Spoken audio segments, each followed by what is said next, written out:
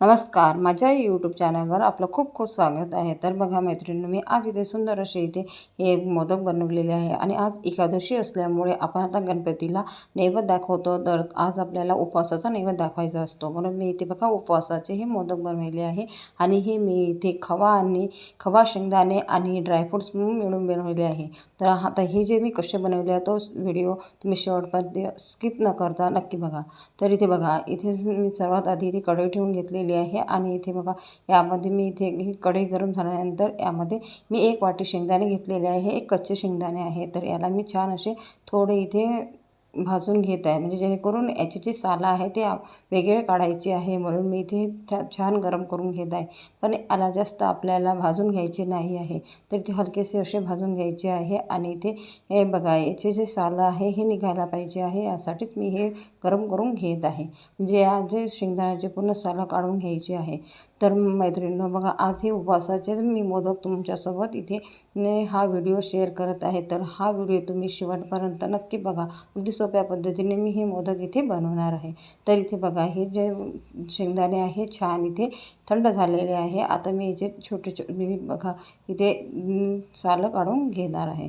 तर बघा इथे सालच काढून झालेले आहे. आणि इथे बघा हे जे मी इथे खवा घेतलेला आहे 1 वाटी, अर्धा वाटी मी ड्रायफ्रूट्स घेतले आहे, 1 वाटी साखर आणि इथे 1 वाटी शेंगदाणे घेतलेले आहे. आता इथे हे सर्व मी इथे तिन्ही पण साहित्य इथे मिक्सरमधून काढून घेणार आहे. आता आधी मी सर्वात आधी शेंगदाणे बारीक करून घेत आहे आणि शेंगदाण्याची पावडर करून घ्यायची आहे. बघा शेंगदाण्याची छान पावडर तयार झालेली आहे. आता त्यानंतर इथे बघा मी इथे ड्रायफ्रूटची पण पावडर तयार करून घेतलेली आहे. आता इथे आपल्याला जी साखर आहे ती साखर पण जी बी पावडर करून घ्यायची आहे. आणि त्या साखरेमध्ये मी 2 ते 3 विलायच्या पण घातलेल्या आहे. तर इथे बघा साखर पण छान बारीक झालेली आहे. हे सर्व इथे बघा बारीक झाल्यानंतर मी इथे काय करणार आहे, जो हा मी खवा घेतलेला आहे हा खवा छान गरम करून घेणार आहे. आणि ह्याच्या खव्याला इथे छान गरम करून घ्यायचं आहे आणि पूर्ण खवा हा नरम करून घ्यायचा आहे, जेणेकरून जे आपण बाकीचं जे आपण बाकीचं मिश्रण केलेलं आहे ते यामध्ये आपल्याला घालायचं आहे. तर इथे बघा हे जे खवा आहे छान थोडा इथे गरम होत आहे आणि याला बघा तेल पण सुटत आहे थोडं. आणि इथे बघा हे छानसा इथे हा खवा आहे छान इथे बघा छान इथे नरम झालेला आहे. आणि यामध्ये मी आता हे जी पावडर केलेलं आहे मिश्रण केलेलं आहे ते मिश्रण मी इथे यामध्ये घालून घेत आहे. आणि इथे आपल्याला हलकासा गॅसवर हे गरम करून घ्यायचं आहे. 2 ते 3 मिनटं यामध्ये मिक्स करून घ्यायचं आहे.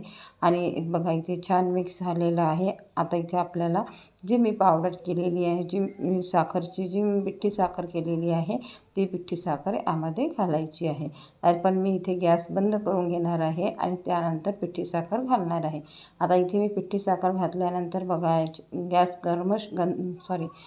गॅस बंदच ठेवायचा आहे. आणि इथे ही जी पिठी साखर आहे छान या सारांमध्ये मिक्स करून घ्यायची आहे.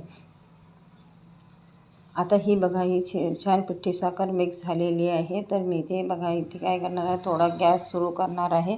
आणि गॅस सुरू केल्यानंतर बघा इथे थोडं ते आपल्याला थोडं सारण हे कमी पावरवर होऊ द्यायचं आहे. आणि यामध्ये मी थोडं यामध्ये तूपसुद्धा घालून घेणार आहे. तर मी इथे 1 ते 2 चम्मच इथे तूप टाकून घेत आहे, जेणेकरून सारण हे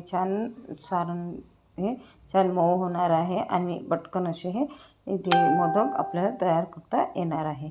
आता इथे बघा इथे हे जे आहे हे मला कलरचे मोदक बनवायचे आहे.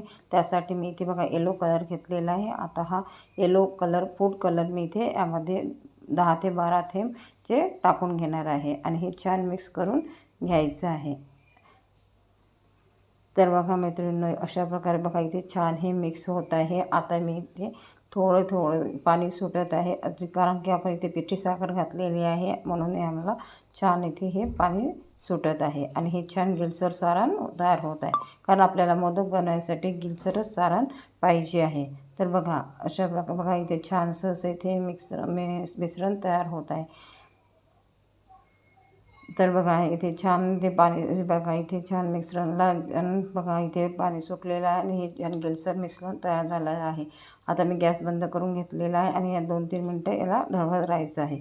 आता बघा हे जे सारण आहे हे छान थंड करून करण्यासाठी मी एका प्लेटमध्ये काढून घेतलेलं आहे. आणि इथे बघा हे मिश्रण छान थंड होऊ द्यायचं आहे आणि मग नंतर याचा गोळा करून घ्यायचा आहे. तर बघा एक कलर पण छान आलेला आहे, येलो येलो कलर आलेला आहे. आणि इथे बघा हे छान थोडं थंड करून घ्यायचं आहे. थंड झाल्यानंतर मी बघा याचे जे मोदक आहे ते बनवून घेणार आहे. आणि मोदक हे मी इथे जे मोदकचा साचा असतो जो मऊल असतो त्यात बनवून घेत आहे. आता बघा हे छान थंड झालेलं आहे थोडं. आता इथे मी छान गोळा करून याचा घेत आहे. तर बघा इथे गोळा छान तयार झालेला आहे. आता इथे मी बघा तो साचा घेतलेला आहे. आता या साच्याने इथे बघा हिला थोडं तूप लावून घ्यायचं आहे आणि मस्त असे मोदक इथे तयार करून घ्यायचे आहे. तर मी त्यासाठी ते लांब आकाराचा गोळा तयार करून घेत आहे आणि हे अशा प्रकारे यामध्ये टाकून घ्यायचे आहे आणि पटकन हे काढून घ्यायचे. बघा मस्त असा मोदक तयार झालेला आहे. अशा प्रकारे मी इथे सर्व मोदक तयार करून घेणार आहे. बघा पटकन असा 2 ते 3 मिनटात आपल्या इथे खूप सारे मोदक आपले 10 मिनटात तयार होणार आहे. आणि हा जो एक मोदक आहे, एक मोदक करायला फक्त 10 ते 20 सेकंद लागत आहे. आता इथे बघा पटकन असा गोळा तयार करून घ्यायचा आहे आणि इथे यामध्ये टाकून घ्यायचं आहे. बघा अशा प्रकारे हे अगदी पटापट असे हे मोदक बनणारे ही रेसिपी आहे. आणि इथे बघा बघा यामध्ये मी पुन्हा अजून तिथे सारण टाकून घेत आहे आणि पटकन असे मोदक इथे तयार करून घेत आहे. तर हे जे मोदक आहे हे इथे उपवासासाठी म्हणजे आज एकादशी असल्यामुळे मी इथे बनवलेले आहे. आणि इथे या मोदकाचा मी इथे गणपती बाप्पाला नैवेद्य दाखवणार आहे. म्हणजे आज इथे जे नैवेद्य दाखवायचं आहे मला इथे घरी देवाला, तर मी इथे आज इथे मोदकाचाच नैवेद्य दाखवत आहे. आता इथे बघा अशा प्रकारे हे सर्व मोदक मी इथे करून घेणार आहे. तर मैत्रिणी बघा पटकन असे हे साच्याने मोदक इथे तयार झालेले होत आहे. तर बघा हे सर्व मोदक इथे तयार झालेले आहे. तुम्ही पण नक्की करू बघाल. धन्यवाद.